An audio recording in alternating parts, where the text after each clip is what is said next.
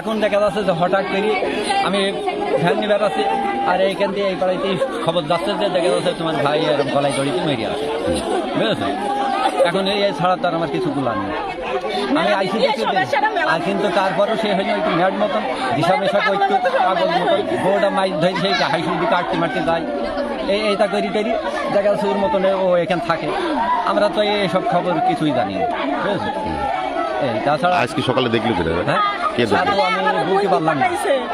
আমাকে ভুল বসে তোমার আব্বা 3 দিন বাড়ি আসে না, তুমি হাত থেকে যাই তোমার আব্বা দেখে আসো, আব্বা 3 দিন বাড়ি আসে না, কিসের জন্য তুমি একটু দেখে আসো না। আমি আবার বললাম দেখো আজ 3 দিন বাড়ি আসলে তুমি ছেলে খোঁজ নিছো না, ওই ছেলে তুমি ম্যাড হয়ে গেছে, কখন নদী তৈরি থাকতে পারে, ঘরে গলায় দড়ি দিতে পারে। আমার কথাটাই সত্যি, তোমার সত্যি আসলে ওর মা ওই ছেলে এসে দেখছে বিড়াল করতে কিছু কিন্তু আমি বলতে পারবো না, যাই দেখছে কিছু ওর আব্বা ঝুলছে, ঘরে দরজা দিয়েছিল নাকি আমি জানি না। সুজন নাম আশানগরের বাসায় আর কি, আগে মধ্যবর্তী ছিল, এখন ক্যানালের সাইডে চলে আসছে। তো আজকে সকালে আমি শুনতে পারলাম যে এমন গলায় দড়িতে ঝুলে আছে।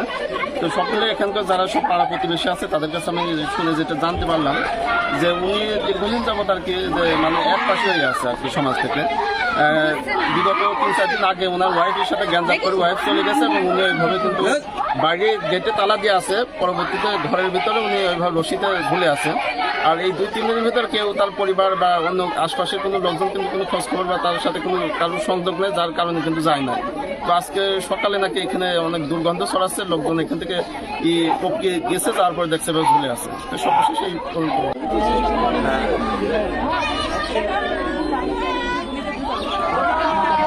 এখানে মনে করেন যে প্রথম বোর সাথে ঝগড়াই ছিল, তারপর 3 মাস চলে গেছিল, তারপরে 1 মাস খাওয়া দাওয়াই করে না, ঠিক আছে।